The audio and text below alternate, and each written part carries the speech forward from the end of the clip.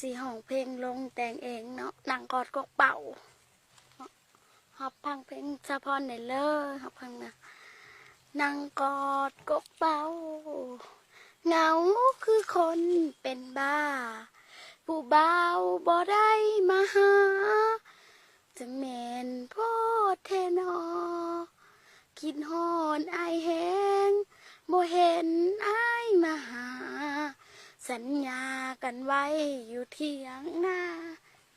อยู่ข้างกกเป่าแทนอเฮานั่งกอดกกเป่าเหงาแทนอผู้บ่าวบ่เห็นผู้บ่าวมาหานั่งโพดแทนอผู้บ่าวเฮาสัญญากันไว้ว่าสิมาหาน้องลานั่งกอดกกเป่าคิดฮอดลายคิดฮอดอายแหงแต่แม่นข้างคิดฮอดอายแหงลายนั่งกอดกกเป่าลาแทบสิเป็นบ้าคิดฮอดผู้บ่าวอยู่ในเถียงนา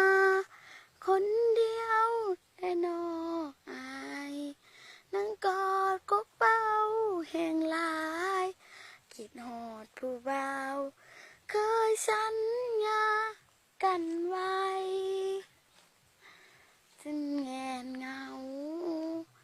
คิดฮอดผู้บ่าวแห่งลายนั่งกอดกกเป่าวันนี้บ่สมใจแท้นอผู้บ่าวคิดฮอดอายหลายจึงได้มานั่งเหงานั่งเศร้าอยู่ใน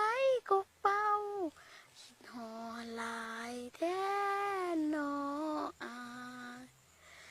เนี่ยคือเพลงนั่งกอดกกเป่าเนาะเป็นเพลงใหม่ล่าสุดที่สะพอนสิเอาลงมือนี่เนาะภายในมือนี่หรือว่ามืออื่นกาวลงคือเก่าสะพอนมีเงินเน็ตสะพอนก็ลงเขา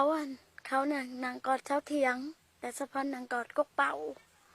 เนาะอยู่ในเทียงนานี่นางกอดกกเป่านางเงาเศร้าใจกาขอขอบใจทุกคนเนาะ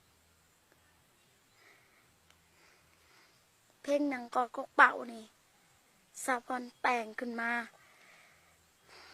เพื่อให้ผู้ใดได้หูได้เห็นเนาะกาขอกล่าวเข้ามาสะพอนกาขอให้มันจบจังนี้กันเนาะขอกล่าวเข้ามาสวัสดีแม่สะพอนสิเบิดเลยบ๊ายบาย